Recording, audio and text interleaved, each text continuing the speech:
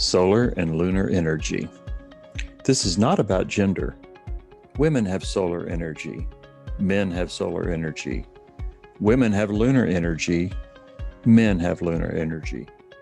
Progress and healing can only happen when both solar and lunar energies are integrated within each individual across the gender spectrum. Howard, I thank you for these words, because masculine and feminine have all kinds of trappings. Solar and lunar frees us up to be fully ourselves. You know, I think of the lunar as heart-centered, intuitive, receptive, holding space, and then I think of the solar as more linear, moving forward, logical, rational. And that's just my, kind of off the top of my head. That I think it covers it. And yeah. It's only when both genders in the spectrum embrace both solar and lunar and integrate together that we're all playing with a full deck. References to the sun and moon are found throughout ancient history, in mythology, religious tradition, and science. Whether evidential or metaphor, each of us have both lunar and solar aspects to ourselves. This knowledge enables there to be a new frame of reference from which to describe who we are and puts aside problematic language such as the feminine within him or the masculine within her. It provides a fresh way to enable each of us to embrace and integrate the essence of all the aspects of our being and our true nature. Hello world, it's me, Dennis, and welcome to the Parliament of World Religions. We are discussing solar, lunar, and these aspects of the human personality and how they impact us through these amazing lights that I have. First, I'm going to introduce Clay Boykin, my co-producer and the driving force behind In Search of the New Compassionate Male. Look at our panel that we have here. Would you please take us around? Sure. We have with us Ann Smith, co-author of the book Stories from the Circle, Women's Leadership and Community. We have Howard Teisch, author of Solar Light, Lunar Light, Perspectives in Human Consciousness. And we have Pat Farrow, author of Sacred Marching Orders, Igniting the Solar Feminine at the Dawn of a New Age. And I'm Clay Boykin, and I'm the author of the book Circles of Men, a counterintuitive approach to creating men's groups, and the creator and host of the podcast In Search of the New Compassionate Male. Wonderful. When I first heard of this concept, I have been all my life, I have been both a lunatic and a solar fan. And I feel like I'm solar powered and also that the moon is coming in. And I was really trying to understand how these impact me in my personality, in my personal, individual, spiritual growth and how they impact. And it wasn't until I met you four that I began to understand how it works. So, Pat, you've done a lot of work in this, and you've done a lot of work in the solar and lunar and how these aspects of the personality come out. Could you talk a little about that and start us off, please? I had written a book with someone called Sisters Stewarding the Shift. And I worked with a beautiful editor, and it was like floating down a lazy river. And the process was wonderful. The experience was wonderful. And when it was ready to go to finish, it was finished, to complete, it wasn't readable because it was too meandering. And so what happens is I started working with a different editor who told me I had to throw away that entire book and start over. And what happened when I did that is that I feel like this happened in the middle of a blizzard in Ann Arbor, Michigan, that I was hit with the solar feminine. I was not very familiar with the term solar feminine. I did hear it through a woman named Lucia Renee, who wrote the book Unplugging the Patriarchy. And she spoke about the solar feminine as something that came, energies that came in onto the planet through Kuan Yin in 2005. And what I learned at that time about the feminine was that it was activation of the lower chakras of the actual biological woman. That was my understanding. And then I came to understand more and more about that, gave language to what I called at that time the lunar feminine, which was the feminine that was what we normally think of as females, receptive, nurturing, caretaking, intuitive. So that was really my introduction to the solar lunar feminine. So that's enough of a little background story. Wonderful. And Howard, you had an insight about this in the solar and lunar aspects, correct? Well, I had a torture of having been in the best analyst, archetypal analyst, the major Jungian analyst. I lived in San Francisco and was a great student of it for 15 years and absorbed the anima and all the Jungian words, which are somewhat popular, particularly anima and animus are not Jungian. I understand they're religious sometimes. And I did it well. And I finished with the last of 5 or 6 analysts as a student and as needing it. And I was profoundly still depressed. I didn't know what to do. And I saw a movie that turned me on to, the movie was called Kiss of a Spider Woman. And the Spider Woman turns out to be the mother of twin heroes in the Navajo culture. And I found that Joseph Campbell had written 5 years before Hero with 1,000 Faces about the Navajo twin heroes. And I jumped into it, and the rest of my life changed, where I learned that one of the twins of a indigenous warrior culture was actually a lunar male spirit. And the other one was a solar male spirit. And after their initiation, they got names, which were Monster Slayer and Shuffleboard of the Water. And water had always been associated with the anima and the feminine. And so once I saw it was a masculine spirit, my life changed radically 30 years ago. And I can't imagine anything getting me here with this amazing group, other than understanding that and all that's happened since using that language. And Anne, that's astonishing. What about you, Anne? What was your journey into the solar and lunar aspects of your personality? Well, I have spent the majority of my life doing women's leadership training, healing, empowerment, helping them to step into their power. We never use the words solar power or lunar power, but that's exactly what we taught, And I wish I would have had that 30 years ago. So the leadership programs I did were religious and spiritual. It was through the Episcopal Church and the Anglican Communion, and it went throughout the world in every culture. And women would step into their power when they believe in themselves. And that power, I know, for me, always comes from God. And it is both lunar and it is solar. And so, Howard, I thank you for these words, because masculine and feminine have all kinds of trappings. Solar and lunar frees us up to be fully ourselves. And the definition I heard when we did a leadership program is, what is spirituality? And this incredible theologian, a Black woman, said, it is when you are fully yourself.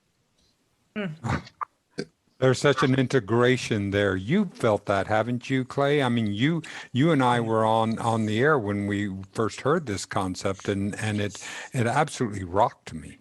Similar to Anne, I had my corporate time, and prior to that, in the Marine Corps, and my language was servant leadership, and I was bringing heart into an organization and so forth. But I reached a point where something was missing. And I felt this emptiness inside. And my way of working through it was to start a men's circle, because I figured if I had this emptiness, somebody else did too. And it was keeping me from being complete. And so over the past 9 years, we've learned how to, what we would say, connect head and heart. When COVID hit, we pivoted and started a podcast, In Search of the New Compassionate Male. And it was along that, and Dennis, you were right alongside me during this time. Absolutely. It was during this time when we were interviewing people from all over the world, all walks of life, women and men, that we met, stumbled across our friend Howard. And I have one of the things that I love about what you said, Anne, was that it takes, once we get into the solar lunar, it takes us out of this bifurcation or try to put us into a separate camp, and it brings us all together, because we can each have these aspects of these wonderful, this wonderful life-giving and then tidal moving aspects of the planets that come from us. And that's the thing that excites me about that, because it takes the labels off of it. I find that whenever I get into labels, I am what Richard Feynman said is that God is too large for the stage, which is beyond my ability to conceive of. And the instant I attempt to conceive of the spirit, I'm limiting it, and so I've not done it. And that's what I love about Howard and Ann and Pat and Clay. What we're talking about is being able to break out of that, so that we can bring those aspects of it. Clay, you were talking about how the difference between what the lunar does and what the solar does and what the lunar does. From your understanding of it, from what Howard had taught us, could you bring that down, because that particularly speaks to me? Yeah, I'll pick up when I was talking about head and heart. We were still missing a point. There was something that wasn't quite right, because the guys are always told, well, go to your heart, learn to be in your heart. And a lot of us would say, well, I got to leave my head behind. And conversation over. But when Howard started talking about solar energy and lunar energy, solar and lunar, and equating it to the various aspects of me, things started to fall into place.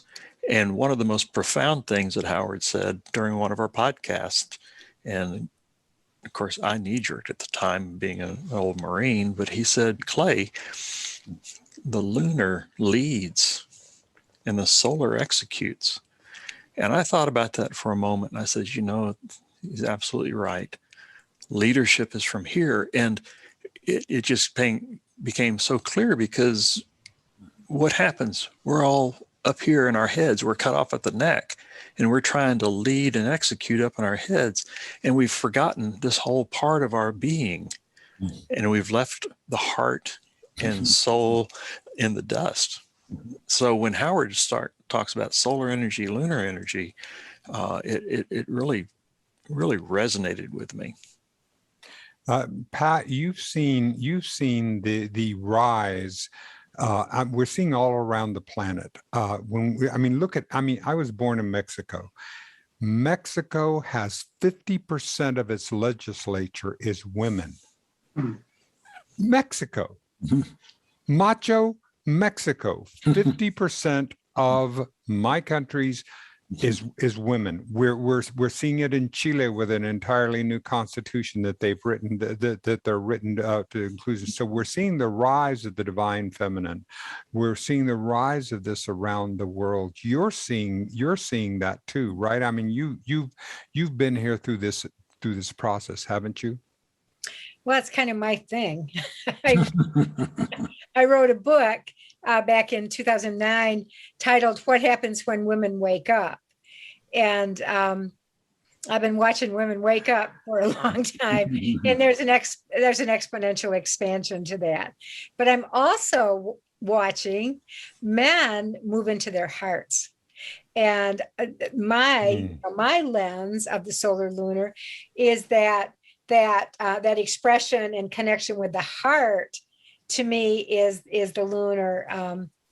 We still do at this point have biological genders. Right.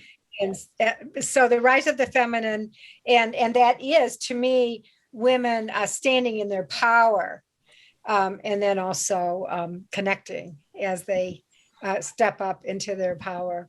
I don't know if that answers your question or not. It's part of it, but as we're talking about in the Parliament, we're talking about how within the religious structure, like within the Anglican structure in this, how are we seeing breakdowns in this so that we're all genders and along the spectrum are being heard?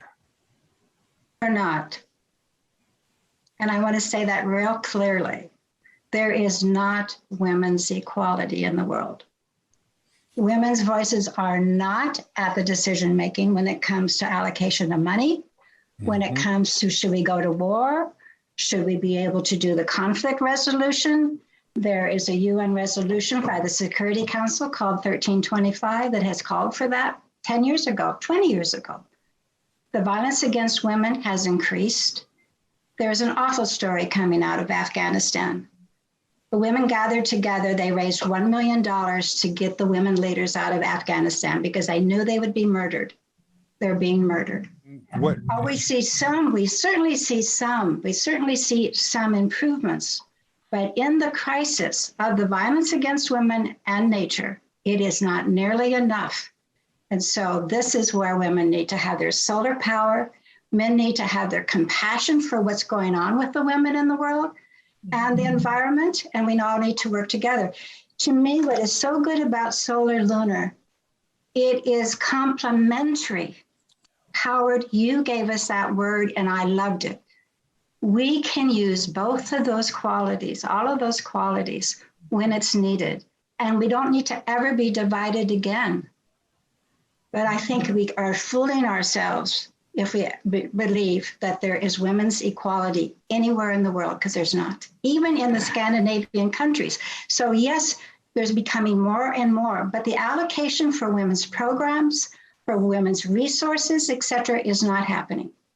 I mean, the UN is being accosted for this. Everybody, it was like the UN, there is some really strong statements going out that we have had lip service for so long about women's equality, women as decision-making. It has not happened.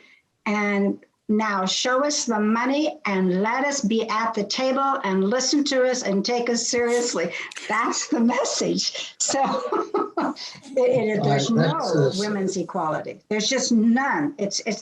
That's why the violence has increased. Agreed. And so are we seeing that we can,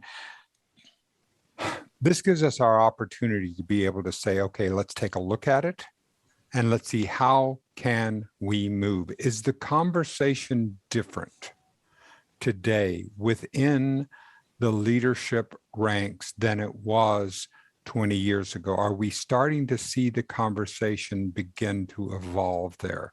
And that's where I want to see. Pat, do you see the conversation changing? Boy, oh boy, that is a hard question. I see women supporting other women in a way that I have never seen before. And of course, women are in some positions that maybe they haven't been before, just as African Americans are in some positions they haven't been in before. Mm-hmm. But the structure still is very much still in place. Yeah. The structure of oppression.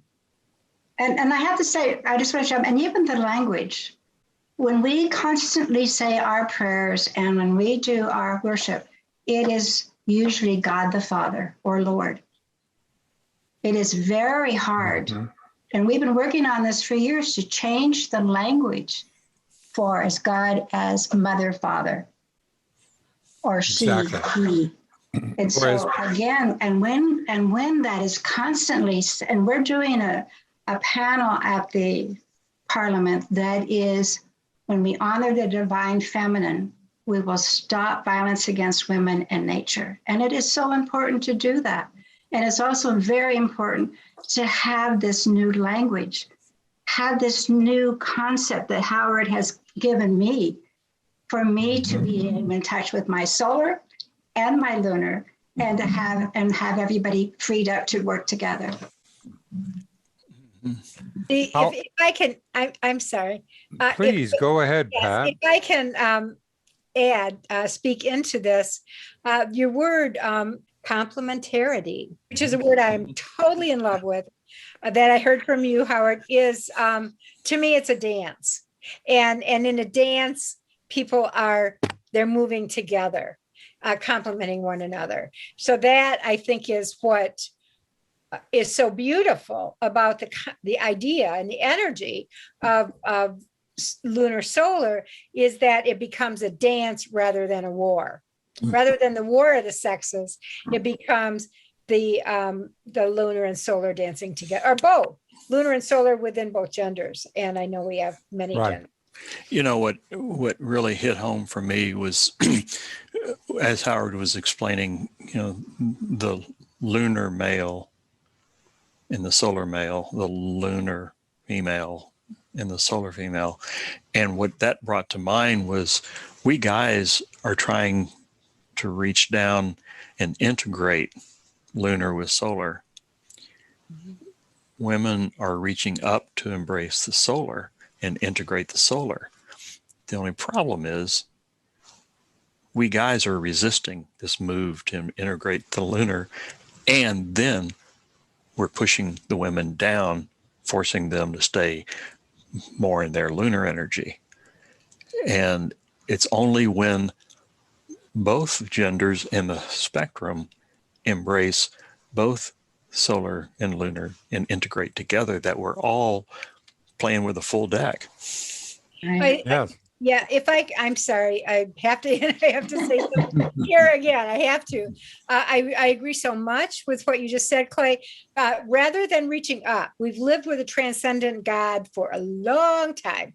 And in the solar feminine, as I see it, it's the activation of the lower three chakras, which is reaching down into Mother Earth. That, I think, is being grounded in Mother Earth and experiencing our connection with Gaia, Mother Earth. It's a huge part of the solar. That's something, how language, we say things we don't even, even though we're trying to move our language forward. Right. Yeah, I do it, Yeah. I do it too. And one of the things because out in space, there is no up or down. Right. There is no, and these are just relative concepts. They're not absolute concepts. And so that's what I love about this. Howard, this is what I love about the lunar and solar, is that we actually get an opportunity, because without one or the other, this life does not exist. They need both. We need the tides. We need the churning of the primordial soup. We need the light and the wonderful work to be able to do it. They have to work together in order for us to have life. I think the only thing I could add to this amazing experience for me right now is we, talking head and heart, really metaphors for the nervous system, which runs the show from life to death.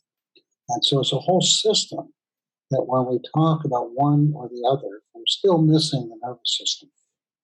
And that, I'm learning, is the key to energy. Because the only thing I can add is solar and lunar are energy of nature. And so we're all within our own gender by calling it we call it multiple things. We're also saying that solar lunar is from nature guiding us in the moment with language, which is definitely something that came after nature and after gender, hooks back it into a sacred marriage. And alchemy is the endpoint that births the divine child. And I think almost all religions and life forms have them individually or not in birthing the divine aspect of ourselves by a sacred marriage, whatever we want to call it. I love that because there is an integration within me. So there isn't an other. There is all part of the one. We're all part of the one. So if my entire personality is integrated, if I'm no longer separated into different aspects of myself, but I'm actually brought together, that gives me a sense of that namaste, that the place where there is only one of us. When you are in that place in you, and I am in that place in me, there is only one of us, and that's the integration where I feel that. This makes me feel so hopeful. And how do you maintain I know that because you're in the social justice movements and working through within the hierarchies and have experienced this, how do you maintain your hope? How do you maintain your positive outlook and knowing, get up in the morning again and to say, okay, we're going to move forward with all the injustice that we see in the world, that we're seeing right now, and that I'm going to stand up and get back into the fight? I call myself a circle evangelist. And I have worked for years and years, even when I was working in the patriarchal structures of the church. We did everything in circle, everything in a women's sacred circle. And in a circle, that is where the complementarity truly happens. That's where we can be solar, lunar. That's where we can have our gender fluidity. That's where we can be free to be you and me. And we always organize, Dennis, around the dream. And the dream is the lunar power. And then we choose to work together based on our passion and and responsibility in the solar and carrying it out. And that's how dreams happen. When you dream together and you work together with that solar energy, they will happen. So I get to work with dreamers and people who are always for the positive, for the new thinking, for the new being, and for creating something so wonderful.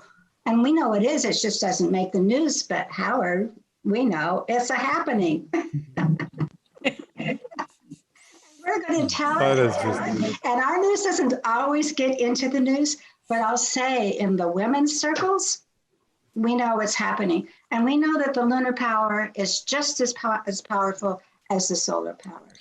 There was a time when what you just said would have been threatening to me. Because if the women gain power, that means the men lose power. How many times do we all hear? It's the zero sum thinking, right? But that's not it.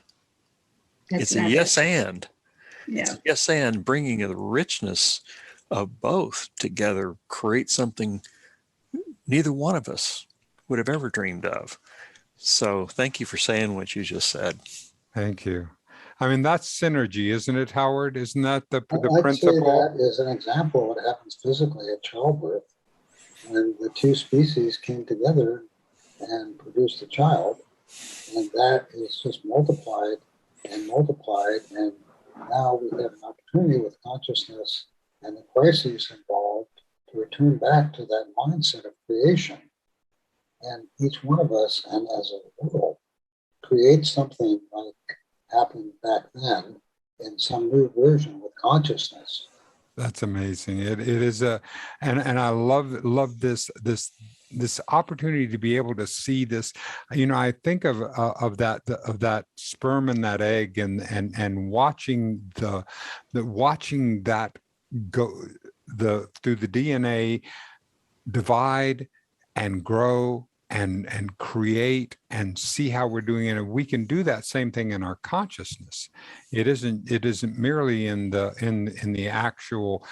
physicality of it, but in the consciousness of it as we grow and raise and get into a different ways and more sophisticated ways of thinking that are beyond what we've seen over this past year. I've been thinking about this historically, because we're not that far out of the pre-machine age of we're just, this is when we're looking over let's say the 3 million years that when human beings have become here, in this last couple of 100 years, have we begun to see some significant shifts in what we're. And so over that period of time is a very small amount of time for this change in consciousness to happen, even though to us it seems like an eternity.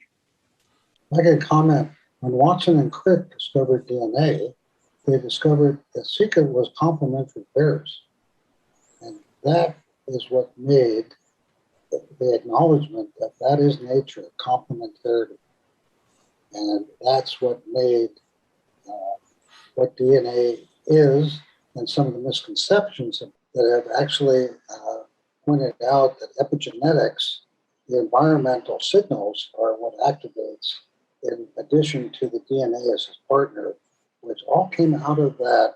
In complementarity consciousness, you're basically living creation story. Living the creation story. That is that. Have you changed in your sense of what the creation story is? Has it evolved for you in your writing and in what you're seeing in the evolution of your consciousness?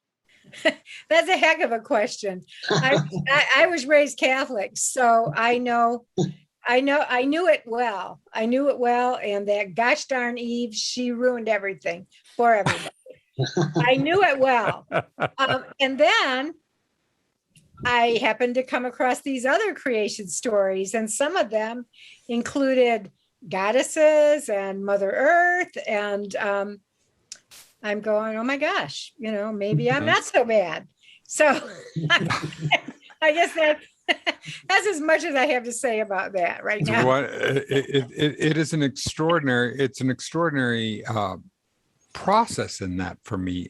You've evolved in your sense of the creation stories, Anne? When I first heard the universe story, this was back in the 90s, by these two gentlemen. One was very short, Thomas Berry, a Catholic priest and monk, and one was very tall, and that was Brian Swim, scientist, cosmologist. And they said, it's time for a new story because the old story is killing us. So what they did was bring to life through books and videos the new story that begins with the Big Bang, 13.7 billion years ago. And at birth, the universe, at birth, our beautiful Mother Earth that was, now they say 4.5 billion years ago.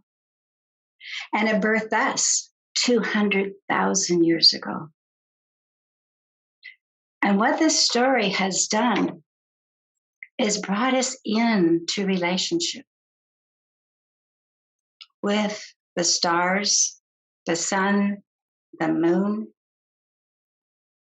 all creatures on earth, and one another. And that we're just a blip in this story. And we need to get our blip right. And so what it does for me is to help me to see I don't need to just be pondering myself, but in the greater picture. And the greater picture is so miraculous. When those two gentlemen would speak, it would say, just imagine how the Creator created the sun to be just this distance from the earth. so that we would have this perfect climate that we could thrive. So let's just enjoy this new story that brings us together. One of the things that was so helpful to me was when I made the shift from a God outside of myself to understanding that for me that God is a principle. It's a law, like gravity, like it's a law. It's absolutely I in everything, in every place, and it's a law that is subject to its own ways of being and its own ways of manifesting, and we can use that law. I can use that law, and that assuming that if we're going to understand if God is love, what if God is love? What if this sense of when I feel love, I'm actually experiencing the thing that people try to write about or put some there to say that that's God. Okay, well, what if I'm experiencing that and that there are certain human beings on that are able to experience that love in such an absolute way that they merge into that full consciousness of at-one-ment, atonement. They become one with that because they are absolute pure love. So now that takes me into an idea of, okay, well, there's a principle, and I can use that principle instead of having to work at it as if there's some being outside of myself. I just want to say namaste to that. It's very interesting because so much of this is about language. Language matters. And I say, well, God is love. God is this. God is that. And someone recently said, well, Clay, you're kind of objectifying. You're trying to define God. And they said, flip that around. Love is God. Not God is love. Love is God. And it's perhaps a subtle thing, but for me, it was huge. And I don't even think I understand how huge it is yet.